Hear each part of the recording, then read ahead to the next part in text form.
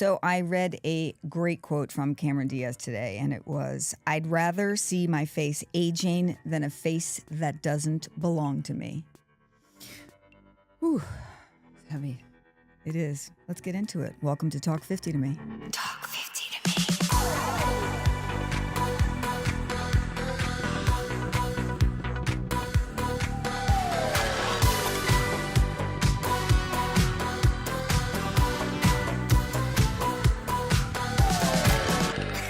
Let's do it again. Hi, Constance. Hi, Heidi. So we talk a lot about plastic surgery. I don't know if I've told you this, but I was actually offered 2 free facelifts in my 50s. I'm sorry, what? I was offered 2 free unsolicited facelifts. One was from the doctor who did my breast reduction because I had very large bazongis. Hold. You did a breast reduction in your 50s. Yes. Why? I had 32G breasts. I was even already at that point exhausted from the male gaze. And there's a lot of childhood stuff that went into having big boobs and being teased for them. And I just really wanted my breast to fit my body. So I did it. And one doctor afterwards offered me a free facelift. And then another friend of mine who's a plastic surgeon, her husband is a plastic surgeon, said, "Oh, my husband is doing this new thing. It's not surgical, and he wants you to come in and talk to him about it." And I went in to talk to him about it, and he said, "Oh my God, I could make you look so much better."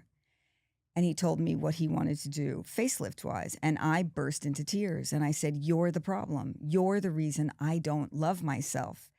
And there are these messages that you get from birth about aging and that it's not good to age. And while I want women to do whatever they want to themselves, understand that when they say, "I want to look better," they're saying, "I want to look younger," because that is what is acceptable in this world that we live in. Even you talked to me this morning about when you were having plastic surgery done not to look younger. Right. Well, let me explain that because I was only 19 and why you have to make me cry like right at the top? It's not fair. Because I was in a car accident when I was 8 years old and I have a scar on my face, and I did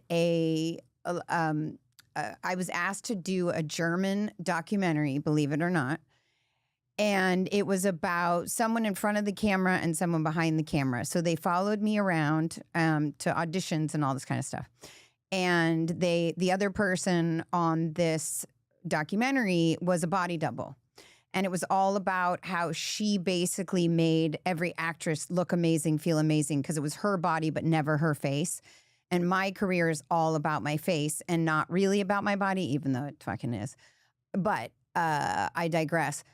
When I saw that footage back, I saw myself on camera and I said, I will never work as an actor if I have that scar on my face. It was just a big reality check because the reason they had me, by the way, this goes back to what you're saying, which I completely forgot, is while I was doing that documentary, they asked me if I would go to a plastic surgeon and talk to the plastic surgeon about my scar. Right. I had never thought about it before. Of course not. You were 19 years old. Right. So they recorded me going to this doctor and him telling me, "Oh my God, it'll be so much better. You'll be so much better. You won't see it. It'll blah, blah, blah, blah." And so it put that in my head. Mm-hmm. And then when I watched it, I said, "Oh, wow, they're right. That's asking a lot of this industry to accept me that way." So that's what I'm saying. Like when women talk about getting plastic surgery, and it is their right to decide. And I just want everyone to really dig deep into the why. Is it because you've been told your whole life that you look terrible? I mean, I posted something the other day about getting lip injections and how I thought it was going to make my life better, and it didn't. I just needed to learn to love myself. And 2 of the comments I got were, "Girlfriend, you just need a face and neck lift, respectfully. Try a deep plane facelift. You'll feel like a rewind has happened." And for me, We just need the messaging, more messaging out there that it's okay to age naturally. Like, it's okay. You don't have to want to look younger, or at least dive into the reasons behind why you're doing it. Really dive into it. And it's not always that you want to look younger. Like, our guest today is a perfect example of doing plastic surgery, not to look younger. But to make herself feel better about the new body that she's in. Correct. We should meet her. Yes, we should. Today's guest is proof that women in their 50s are absolute warriors. You know her as a movie star and TV talk show titan, proving to anyone and everyone who watched her star rise that she was unstoppable. But it's in her 50s that we are all falling in love with her all over again, for her vulnerability, her no fucks given attitude, and for taking all of us on a journey she did not ask to be on, with grace and beauty after losing everything in the Palisades fire. She is literally rebuilding her life from the ashes and proving women never stop reinventing themselves. They just keep moving forward no matter what. Please welcome the truly remarkable Ricki Lake. Oh, Ricki! So nice. Thank you, Heidi. I love you guys. I love what you're doing. You. We're so happy to have you here. It's great. It's been great. Like, honestly, Abby Epstein, who is our friend and colleague, and she's been my business partner, my filmmaking partner for more than 20 years. And, she put me in touch with you guys. Like, she's the gift that keeps on giving. So I'm so happy to just be in your circle. We were talking about that this morning, how wonderful it is that so many of us are finding friends, new friends at this age in our life, and how important it is. Like, I met you and instantly fell madly in love with you. Yeah, I think, wouldn't you agree that your friends that you are finding in your 50s is a whole different kind of friendship than the friends you made in your 20s or your 30s? Yes. I mean, that's a really hard question to answer. I mean, because I don't think of it as like, oh, my friends have, I mean, my life this year and the past 5 years, to be honest, has taken such a turn, stemming from losing my last partner to mental illness, like, just there's so many chapters and layers and adventures that I never expected to go on. And of late, losing my house and fleeing my town and coming here. I mean, it's just, there's a wealth of new experiences, new people in my life, all the friends I left, I have dear friends in LA. So I don't know. I love people. Like, I was a really good talk show host for a reason, because I was so into people and relationships and curious about lifestyles and choices. And so that just, like, it continues. That's who you are. Yeah. So with that, can you give us one word to describe your 50s? I have to choose two words. Okay. Unexpectedly satisfying. Ooh, okay. How did you get to those two words? I don't know, because I'm stoned. I don't know. I'd say it's playful, like, because I'm still newly married to my third last and favorite husband.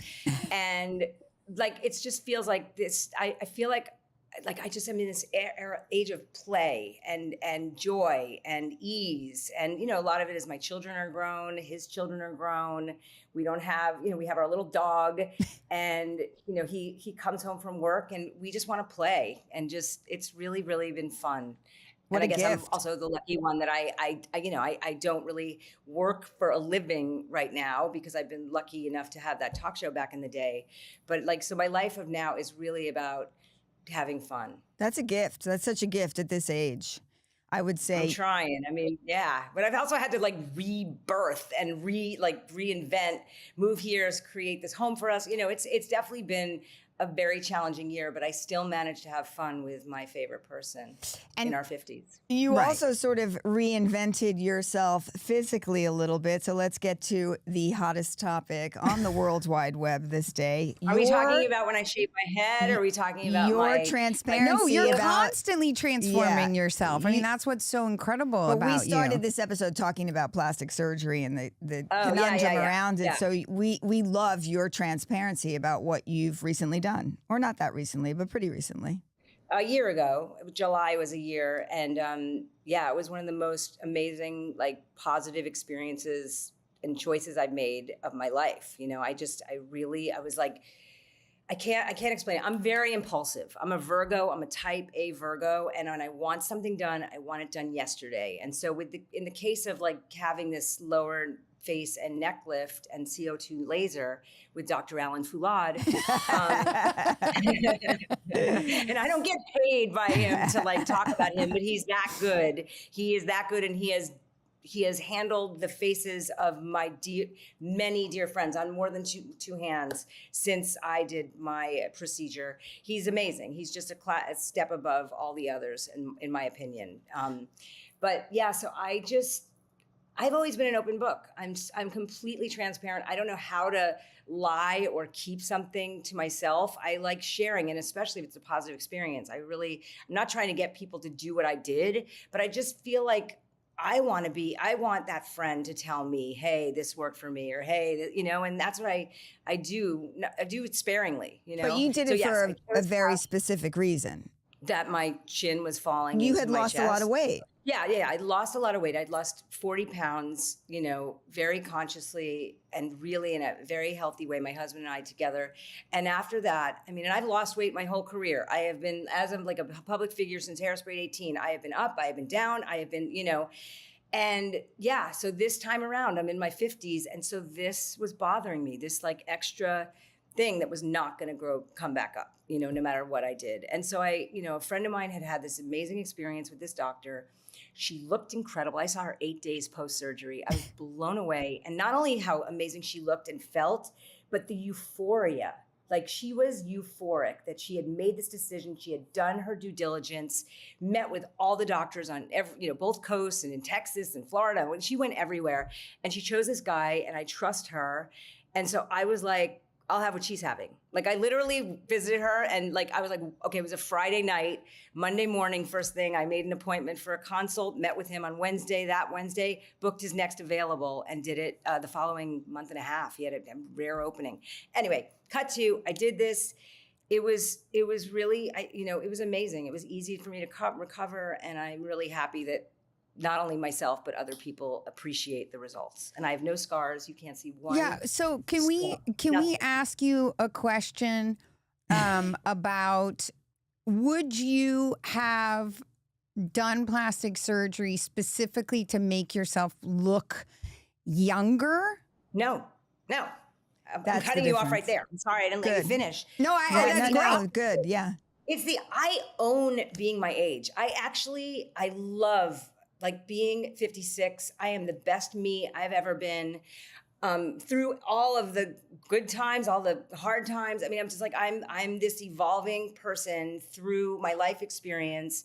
You know, I don't color my hair. I shaved my head dramatically 6 years ago when I was struggling with hair loss. And so it was like this release and this like liberation that I felt from that experience.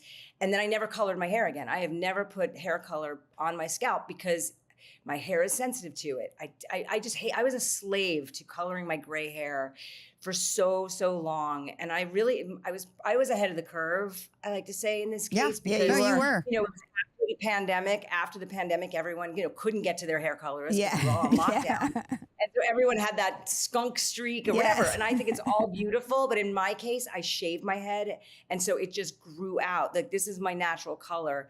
And I like it. I was just thinking about it when I was walking to come home to talk to you guys. And I was thinking about, my 50s or whatever. And it's like, it's been like a freedom of just accepting. And I say that and I'm contradicting myself because I had a facelift.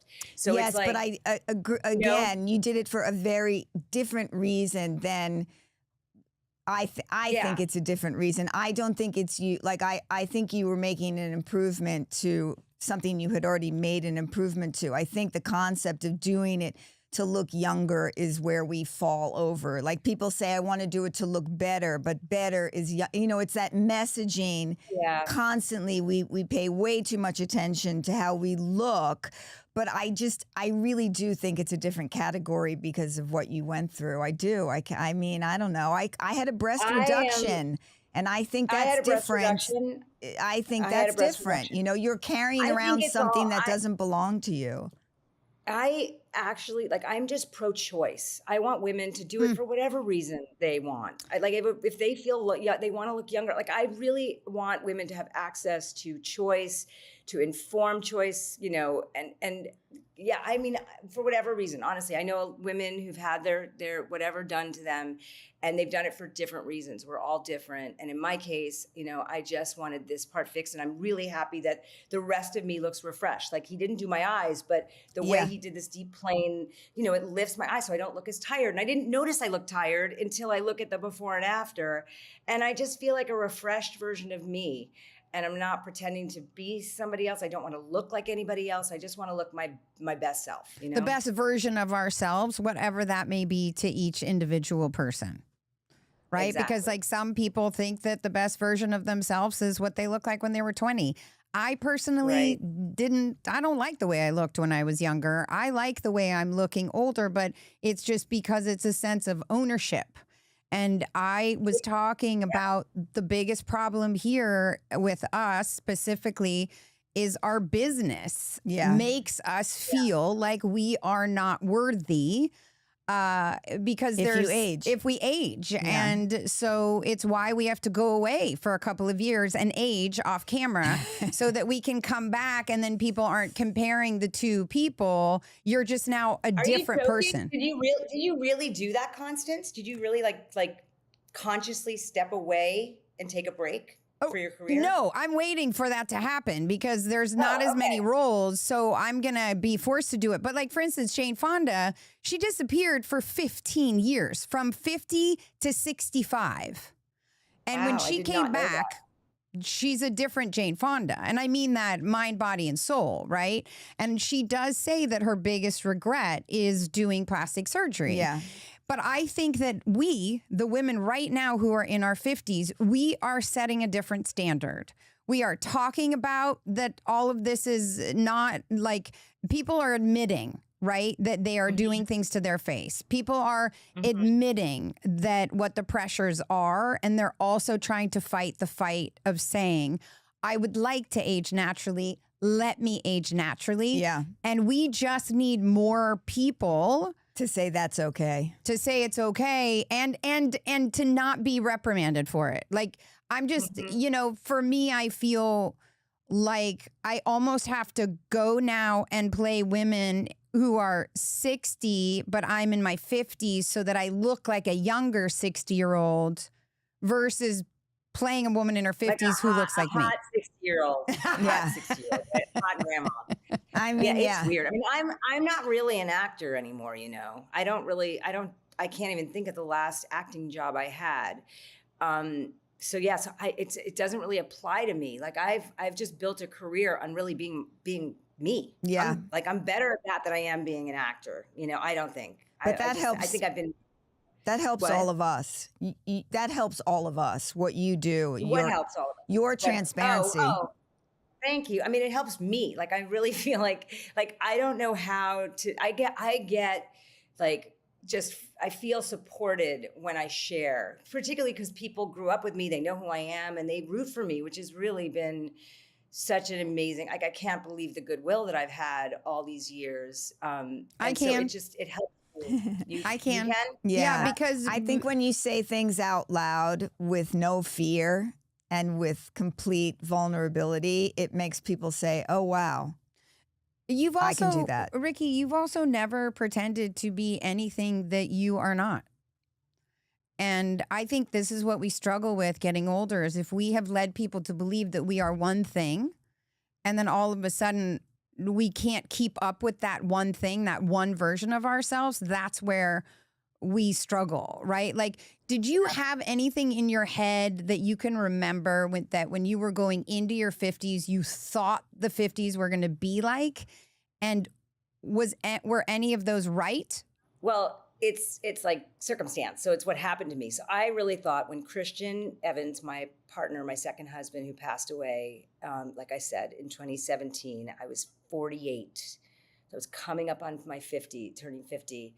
And just that idea that I'm going to be alone forever. I'm never going to meet anyone. And it was around that time that I also dealt with my hair. My hair was a constant Achilles heel that was really, it was very disabilitating. And it was like, he took his life, struggled with, mental illness, losing him in my late 40s, just the stigma of like turning 40, you're over the hill, and so I just thought my 50s was going to be lonely. I would be alone. I would, I just thought it was going to be very dark for me. I didn't necessarily see the bright future that was ahead. And honestly, it's been incredible. Like all of it, like losing my house too. It's like, it's such a huge trauma and a huge loss that every day I'm reminded of like, fuck, I lost that. Fuck, I don't have that. Fuck, it's like, it's on loop, Yeah. But I'm living in this like insane place in New York City. Like we have uprooted, we have taken this risk. Ross, my husband, had never spent a week in New York City before we moved here. So we're living, it's like, we love it. And we wouldn't have had this opportunity. Know that we get so much out of being in New York City. It's like a new life. It's a new chapter that, I don't know, my 50s have totally surprised me. I have to say, I think That's it's awesome. my favorite of all my decades. We were with you when you made the snap decision to move to New York. And so we have firsthand knowledge of you just saying, fuck it. So like, what's next on your fuck it bucket list? Oh my God. I don't know. Let me think. I'm going to Japan in 2 weeks, and that's really exciting. I've never been. I've always wanted to go. I'm going with a really fun friend and my husband and another. Like, I'm really excited about that. I don't know what is down the pike. I'm rebuilding my home, and so that is a big fuck it. Good, because I can't wait to come see it. Oh my God. Constance was at my house. I don't think, Heidi, you ever came to my house. I know that I wasn't there because I used to watch your feed every day before I met you, and you would talk about your passion fruit. And I am a passion fruit addict. And I was like, I'm going to fucking get there and I'm going to eat that fucking passion fruit with Ricki Lake if it's the last thing I do. Passion fruit margaritas. You're sober, aren't you? I am, but I'll take a sober margarita. I'll take a fogarita. Yeah. But yeah, I know. okay. My house was even better than it looked on Instagram. It was so great, and we're gonna rebuild, and it's gonna be something different. It's gonna be magical. Blah blah blah. Look, listen. That's what our 50s are for: rebuilding. Yeah. So you just get to actually do it to yourself and to your home, and you might rebuild it in a way that you wouldn't have had it before. Now you've had all these new adventures, and you've been traveling, which you thought you would never do. It's amazing. I know that there's an expression, God doesn't give you more than he can handle or she can handle, but I just want you to know I wrote them a letter and said, knock it the fuck off with Ricki. She's had enough. So we have two little questions left for you. Well, do we have a surprise? Or we have one question and then a surprise question. But the question I have for you is, what is your advice for the next generation of women coming up to their 50s? I mean, it's like the cliche of like, today is the youngest you're ever going to be, and so like enjoy it. And the amount of time that I wasted in my earlier years hating myself or like judging myself, being hard on myself, like that was a waste of time. It was a waste of energy. And so, I think like happiness is a choice. Loving yourself, self-love is a choice, and so, choose joy. Choose joy. Right. Yeah. Choose happiness. Okay, and now we have a surprise jar, and there could be something very racy in here, or not. Okay, but you're stoned. You can handle it. How many milligrams are we talking today? I only took 5 because I had to talk to you guys. I didn't want to say anything that I was going to regret. I might regret. I mean, if you don't say something, you're going to regret what's life. I don't have regrets. Yeah. All right. Okay. Here it is. It is. It's not that spicy. Pick another one. What's your biggest fear in your 50s?